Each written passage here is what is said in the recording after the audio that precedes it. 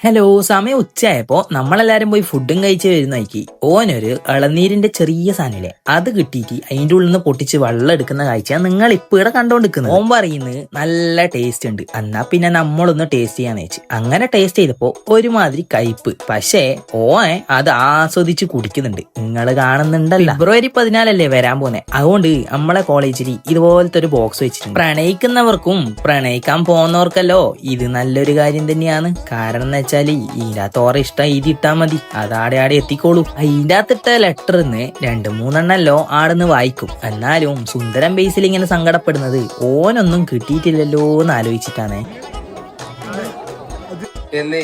അപരിചിത